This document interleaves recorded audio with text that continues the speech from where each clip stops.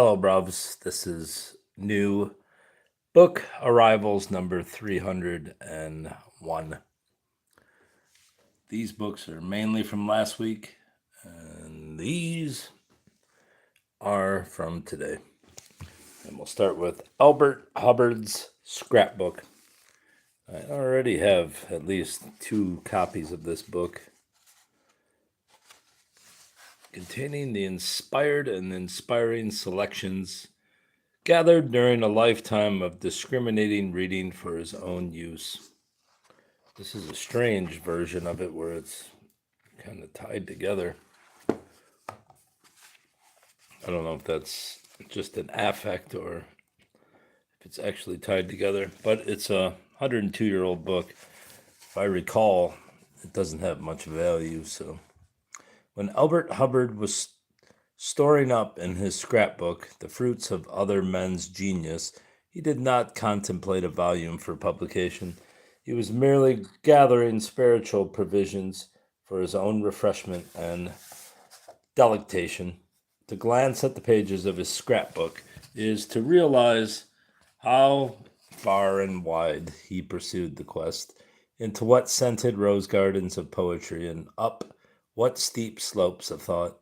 To alpine valleys of classical literature it led him, and through forests and swamps of contemporary writing. For him it was the quest that mattered, it was the quest he loved.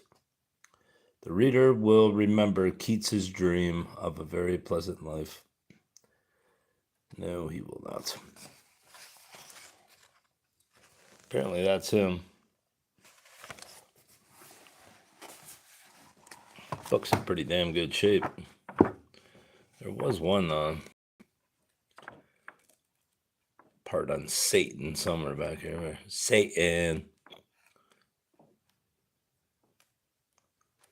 I don't know where it went.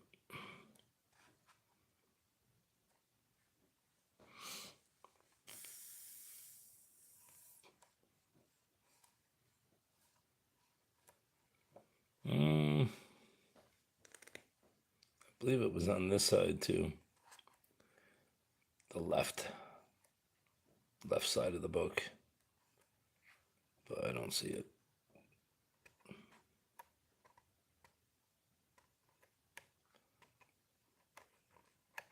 All right, so there's that book. This book was 20 cents, or 25, not 25 cents, 50 cents.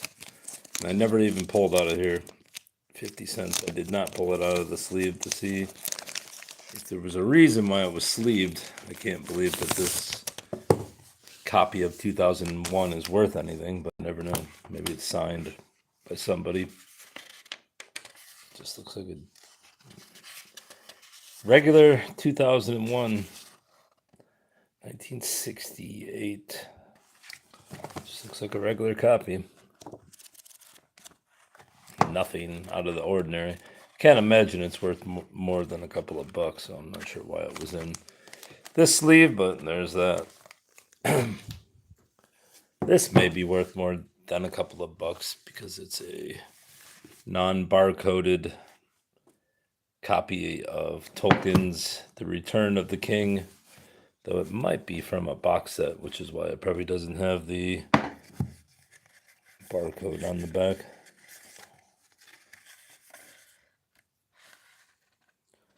It's got an ISBN, so this is 77, so it should have, like I said, I think it's from a box set, and it's been removed from the box set. But I still would have bought it for 50 cents regardless.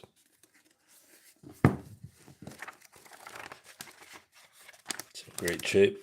Oh, we got a, what is this?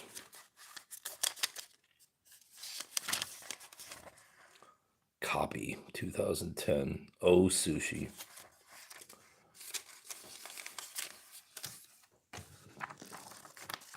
Apparently that's as far as they got, which is further than I've gotten. UFOs by Leslie Kean. Generals, pilots, and government officials go on the record. Oh, there's Leslie. Hi, guys. Leslie Keene, a veteran investigative reporter who has spent the past 10 years studying the still unexplained UFO phenomenon, reviewed hundreds of government documents, aviation reports, radar data, and case studies with corroborating physical evidence. She interviewed dozens of shut up. Train Song by Jan Kerouac, who was the daughter of Jack Kerouac, and she, like her father, got it, who she barely knew. I think she only met him twice and talked to him on the phone once. Even though, strangely enough, he her picture in his wallet, but did not talk to her. I think it was because he was a Catholic, even though he was a Catholic and he was also banging dudes. So, talk to your daughter, dude. But he did not want to, and she died young like he did. And she wrote, I think, 3 novels. She hung around with the Beats after her father's death. I think, when did Kerouac die? 70s? Anyway, she hung around with the beat writers that knew him and learned more about him through them than she knew him.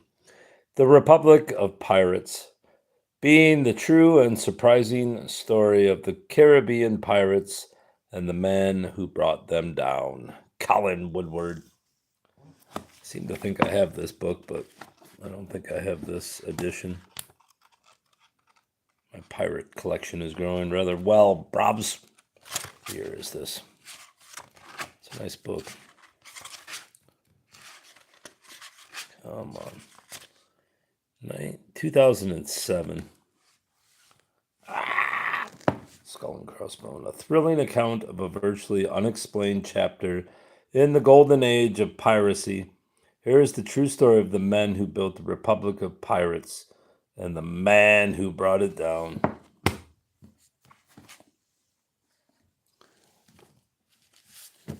The Detroit Athletic Club, 1887 to 2001. Look at that building. That's brilliant. There were a lot of great buildings in Detroit before it turned into a Marxist hellhole. Look at this.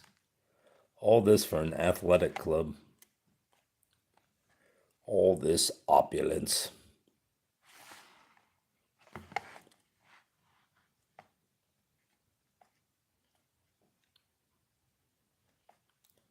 I think they had a shooting club along with the normal activities, but I could be wrong. Is that George Bush? Jesus Christ, they let that guy there? Skull and Bones Bush? Poppy Bush? Hey, I was here, buddy. The father and daughter party. George Romney. Hey, look, there's Mitten's father.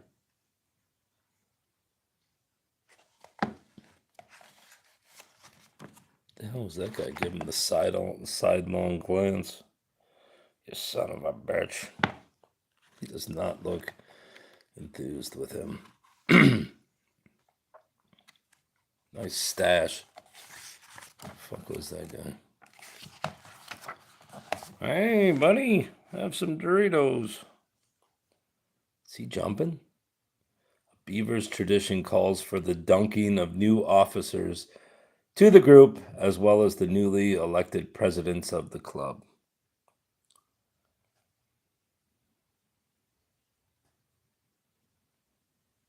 What do you got?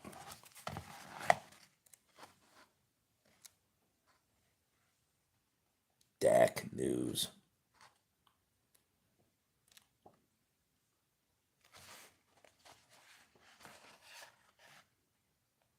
Bowling. I wonder if Otto Huck is in here. Otto Huck. See if he appears in here. No, it doesn't have a fucking index. It's unfortunate. Look at these.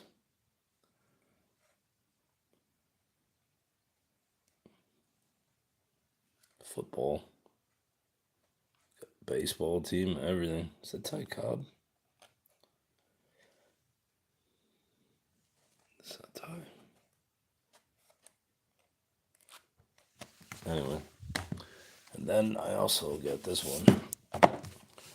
The enduring legacy of the Detroit Athletic Club, Driving the Motor City, which is also by Kenneth Voiles, although he says Ken Voiles here, and Mary Roderick. This one is signed, I believe.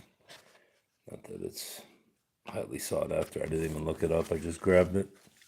Hey! Charles Hughes with the bound volumes of the DAC News. That's brilliant. Hey, we got our own newspaper. What's this? A DAC bottling operation made soft drinks, including sarsaparilla. What? They had their own drinks. It's brilliant. Might have to read this. Looks fatty interesting, bruv. Sarsaparilla, buddy. Drink her up. Never heard of an athletic club making their own drinks. The fuck is that about? I want to make my own drinks.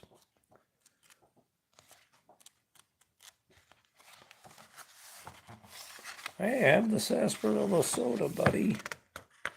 All right. Ham on Rye by Charles Bukowski.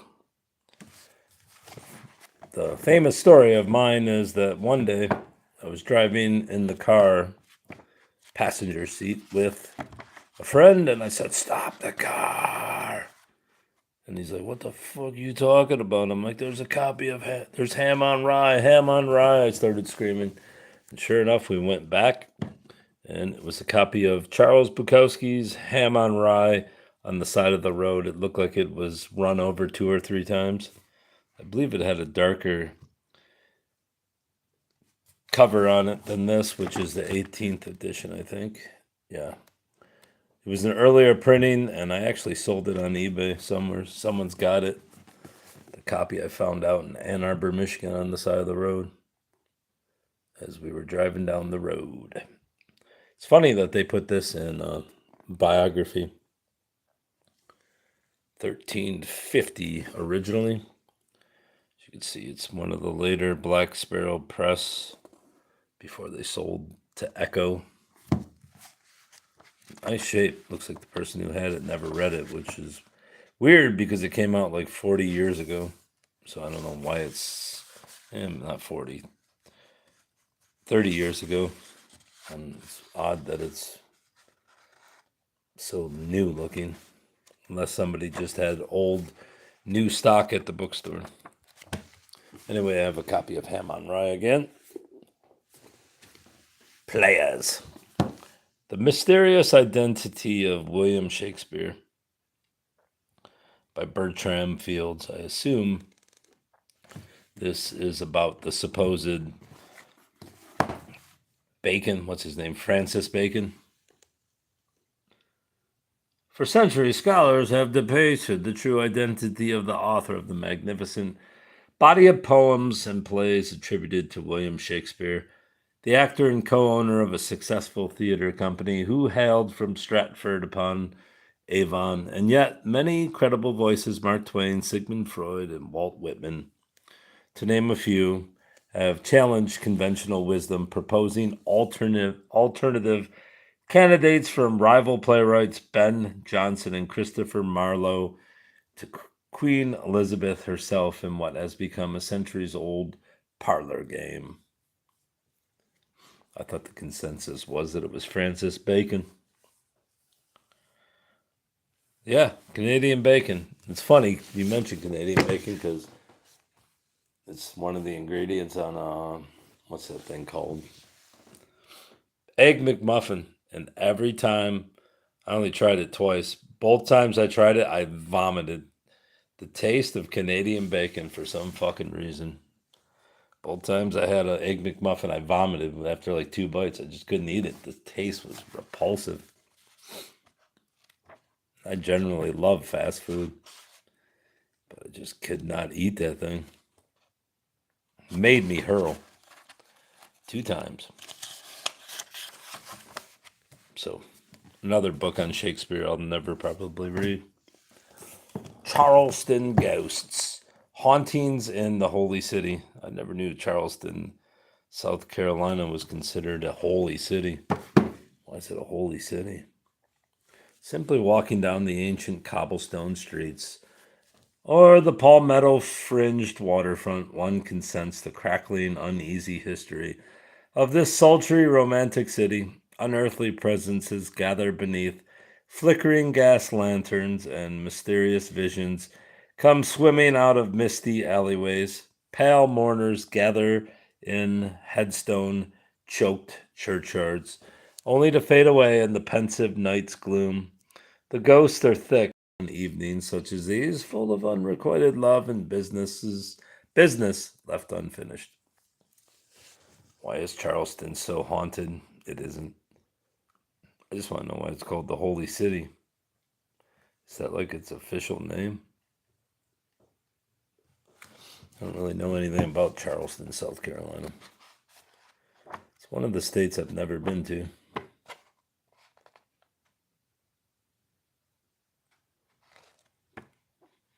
Mad River Bar and Grill. Wonder if you can get those old tombstones made. It's kind of what I want. Wonder if they will make those. Let's give me an old marble headstone with the two little, with the skull and bones on it. Harriet Beecher Stowe, a biography by Catherine Gilbertson. Merry Christmas, Dorothy, from Marion, 1944. Passed away May 2nd, 1986. Who? Dorothy or Marion? I'm assuming it was Marion, because how could the owner write it? Theocratic Twilight. I have some Gamecocks pants, so I root for South Carolina given the opportunity. I don't think they win very much.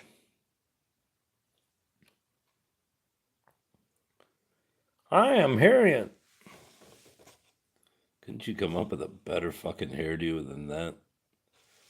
I mean, that's like the no effort hairdo.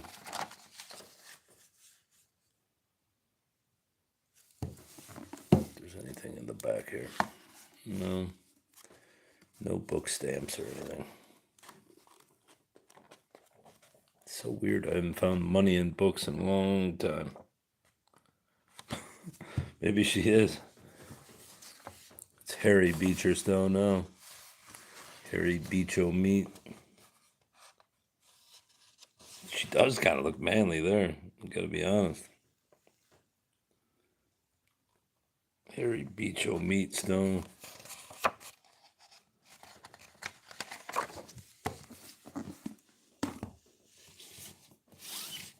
Miko Kawakami, Breasts and Eggs, a novel.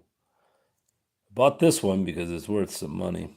Not a lot, but it's probably worth $10. Kawakami writes with unsettling precision about the body.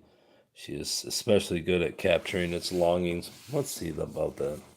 Let's see about that. Let's see about that. Are you poor?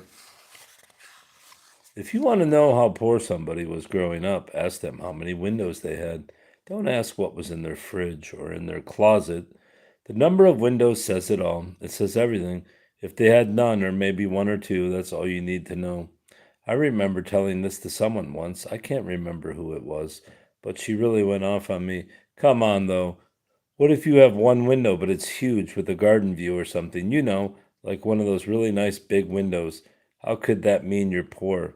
But as far as I'm concerned, no one who's ever been poor could think like that.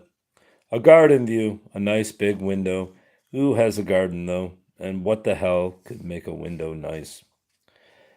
For poor people, window size isn't even a concept. Nobody has a view. A window is just a blurry pane of glass. That's awful. Very awful, bruv. Anyway, my hope is to sell it, but more than likely to go sit over there in this for sale pile that I never processed. Actually, I did move it last week, so I've moved it closer to being sold. And then I listed some shit on Facebook. But then I thought about it. I don't really want weirdos coming over to pick up books. Florida, 1942. And this is, I think, a commencement. This is Mr. Claude Sanford Wilson. This is a commencement booklet. The graduating class, the faculty and students of the University of Florida request the honor of your presence at the exercise of commencement, May 24th and 25th. What, it's 2 days? 1942, Gainesville, Florida. Is that almost 73 years ago? No, 83 years ago. Jesus. That's right. No. Yeah, 83.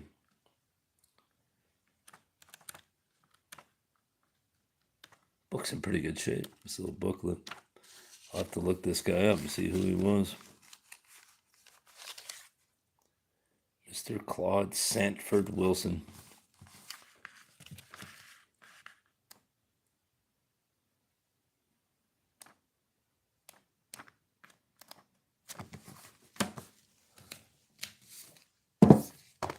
Shop Girl by Steve Martin. And I might as well just do both books because I don't really give a fuck about Steve Martin. But the reason why I bought both of these is they were on the 10-cent shelf at the library, as were most of these down here. And I have a copy of this book. This copy, maybe it isn't this book, but I have a signed copy of this book, Shop Girl. So what I'm going to do, since it doesn't have a dust jacket, is I'm going to either swap it on there and then sell it when he croaks for probably $50. See, I plan for the future. Not all this is just hoarding. I plan for the future when Steve Martin will die. And since he's probably in his 70s, he'll probably die before me. So there's a good chance I can make some money off him. I was hoping this one would be signed as well, but no such luck. And I still can't believe he banged, what's her name? What's that chick's name? Ellen's old girlfriend. What's her name? I forget now. Anne Heche. Still can't believe he banged Anne Heche. What's he? Is this actually Steve Martin? Is this a novel? It is. Why the fuck's it got all these paintings in it? Let's see if it's actually him. It's him. Unmistakable fucking potato head.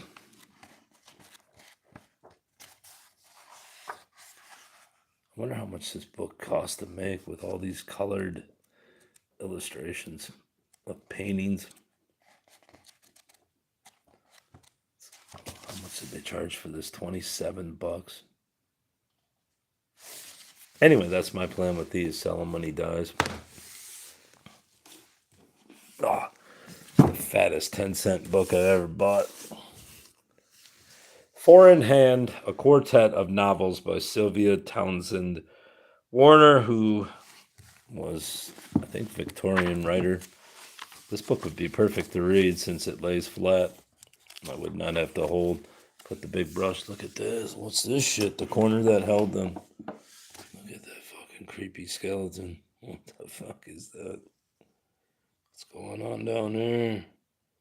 This guy's sniffing the leaves. What is this bullshit? Look at this.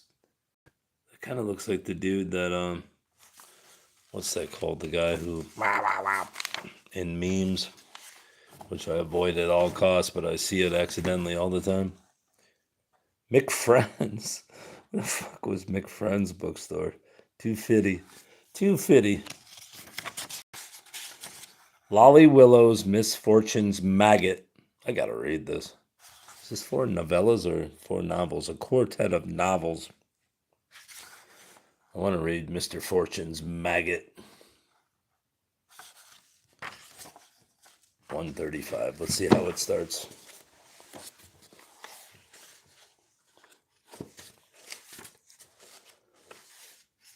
Mr. Fortune's Maggot.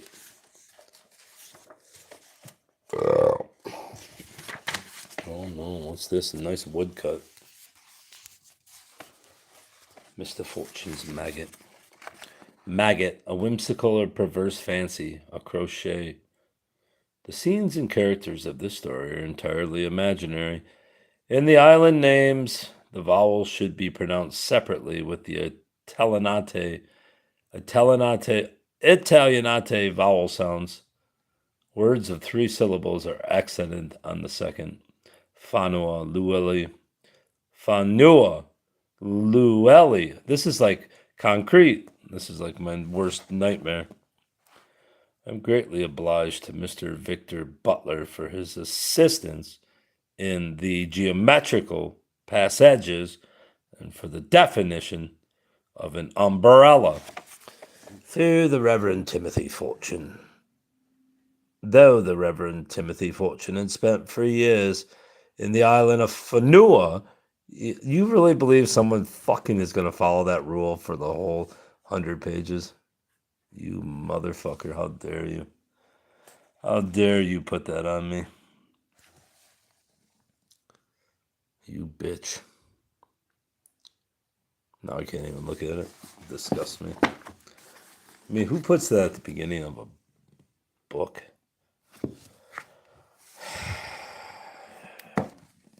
Alright. The Stars Within You, A Modern Guide to Astrology. I don't believe this was a dollar book. No, it wasn't. I think I only got $7 books. Yes. The Stars Within You, A Modern Guide to Astrology. I don't believe in astrology, but I have some pretty good astrology books. Nonetheless, look at this fucker. Hey, I'm half man, half horse. I'm a crab, buddy. Let's see what it says for Taurus. The sensualist. Venus, planet of love and beauty. Throat, neck, jaw, larynx. Green, the color of earth. That's funny because I'm red-green colorblind, you sons of bitches. Crystals, carnelian, jade, emerald. Attributes, stable, patient, elegant, not. Resourceful, security-oriented, decadent, not at all. Gardening, dance. I'm the worst fucking farmer in the world. Dancing, never. Beautification, yoga, no.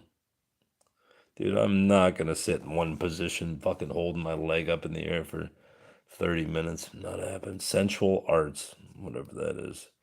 Drive to luxuriate. Progression in planet. Taurus moves us away from the impulsivity of Aries, teaching us to slow down and connect with our bodies. While Aries emboldens us, Taurus demonstrates stillness and silence.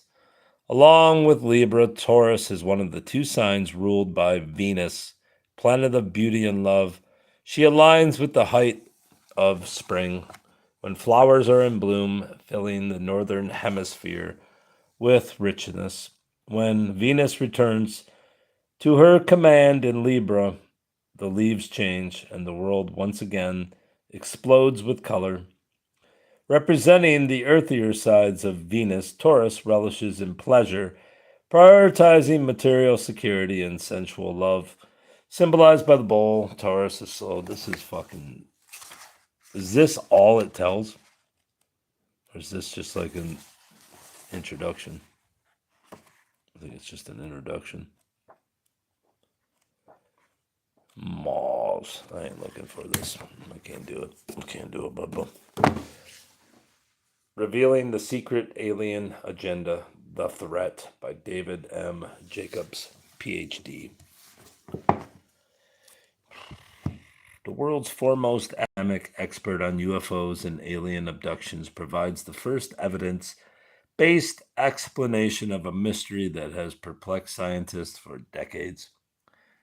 Based on more than 700 hypnotic regression interviews with alien abductees and a Roper survey of 6,000 adults, The Threat reveals why the aliens are here and what they want, explains why their agenda has been kept secret, and exposes their frightening plans for Earth and its inhabitants. This, for some reason, is a very heavy book. And I'll say it weighs probably 3 times what this one. I don't know what the fuck is in here, but god damn, it's heavy. Where's my scale? Where's my book scale for weighing books to ship? Where the hell is it? There it is, right there. All right, let's see how much this one weighs. That one's 14.9 ounces. This is, I'm going to say 2.8. No, yeah, I'm going to say 2.8. Or no, 2.6. It was close, 1.6. Feels heavy. It's almost twice as heavy as that one. Maybe not twice as heavy, but it feels extraordinarily heavy for just a regular book. Don't know why that is. 14.7. Let's do that again. Yeah, it's like 7 ounces more than that. Half a pound more. That is a heavy ass book. What the fuck is that? Anyway. Shakespeare in America, an anthology from the Revolution to now. James Shapiro. Really hate his earring. It's a bad look. I mean, you gotta fucking skull it, dude. Don't wear an earring with a skullet. Don't wear an earring at all, but not when you have a skullet. Like Shakespeare's own plays, this anthology is full of enthralling stories and weird coincidences. And it's a treasure. Meryl Streep. Oh my God. That's who I wanted the fucking confirmation of Shakespeare's or of a book's greatness. Meryl Streep. What is this bullshit? Hey, look at this. That's a happy place. The Art of Edwin Booth. Hamlet. 224. Let's go to the little smiley face.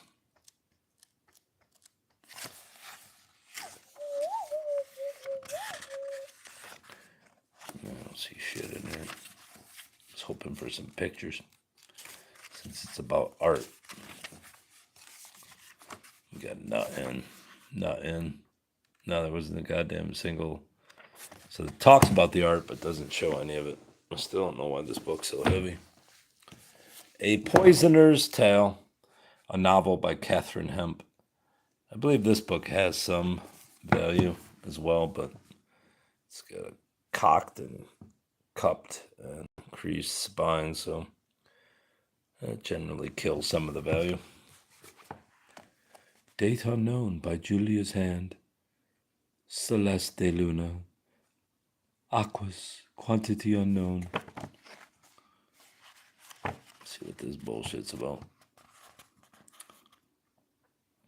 Footsteps echo across the marble floor. They come closer until the door to my bedchamber open, revealing my mother. She seems to hesitate then. Resolved in some way, she steps forward, closing the doors behind her. Mama, I say, grateful for the interruption. My sampler lies knotted in my lap, its feeble stitches already unraveling. A lone fly buzzes in the stifling heat of late summer. Taps against one of the windows. My mother says nothing at first. I watch as she paces, waiting as her heels clack and her skirts rustle. I yawn, bored to death by the tyranny, almost said the tranny of embroidery. I have a secret, she says eventually. She stops moving, turns to me, her hands folded in front of her stomacher. The hell's her stomacher? There is a pause. This I already know, or have guessed. When the household is sleeping, I often walk the dark corridors and chambers of our villa, restless, fidgety, unable to settle into the night. Though my evening milk is warmed with lavender, I resist its soporific balm. Yawning, I rise from my bed, leaving behind the canopy's bolster and fine linen sheets to walk in silk slippers. Sometimes I wander into the gardens, making for the plants that are grown for their medicinal use. The sage, fennel, basil, and lemons, their scent brings me comfort. Their wild nature hidden in plain sight in our villa when all else is cultured or arranged is soothing to me. It's wonderful. It's lovely. George MacDonald, At the Back of the North Wind, Modern English Translation, which is the only reason why I read it, because it said modern and English translation, which means it must be Victorian or older. Revised edition, copyright 2019. I have been asked to tell you about the back of the North Wind. An old Greek writer named Herodotus mentions a people who lived there and were so comfortable that they could not bear it any longer, so they drowned them. So they drowned themselves. My story is not the same as his. I do not think Herodotus had got the right account of the place I am going to tell you. Now, this book I already like instantly. I like it, bruv. I don't want to know anything else about it. I already like it. That's a winner. All Animals Go to Heaven by George MacDonald. Maybe it isn't an old book. The fuck is this? Maybe I do have to figure out what that's about. At the Back of the North Wind, Modern English Translation. All right, this is the book that I believe says 1898 inside it, even though it has a barcode. 1897, United States, by Ethel Voynich. Obviously, these are some kind of fucking mass-producing places. Online services that print the book and it looks like a piece of shit. The Gadfly by Ethel Voynich. See how this one starts. Chapter 1. Arthur sat in the library of the Theological Seminary at Pisa, looking through the pile of manuscript sermons. It was a hot evening in June, and the window stood wide open, with the shutters half closed for coolness. The father director, Canon Montanelli, paused a moment in his writing to glance lovingly at the black head bent over the papers. Can't you find it, Carino? Never mind. I must rewrite the passage. Possibly it has got torn up, and I have kept you all this time for nothing. Sounds boring enough. And lastly, but not leastly,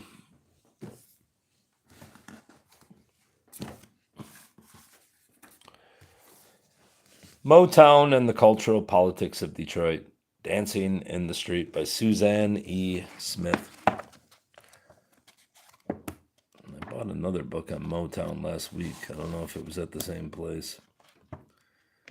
And as I said then, I'm not exactly a huge fan of Motown. Not against it. They were great singers, most of them, and the music was actually good, but it's not that doesn't mean I have to listen to it. Like if I hear a song on the radio, I won't turn it off and say, fuck this Motown. But I'm not going to look for Motown either. Obviously, it's from Detroit, so it goes in my collection. Look, that's Marvin Gaye. Was Marvin Gaye gay? Because he looks rather gay right there. Thought I read that he might have been. God damn, he looks really gay there. Hi, buddy. Later on with the beard, he didn't look gay, but there he looks rather gay.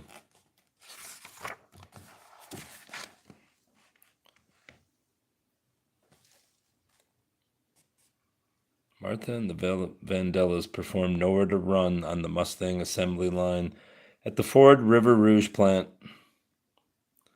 for the It's What's Happening baby show. That's pretty nice of them.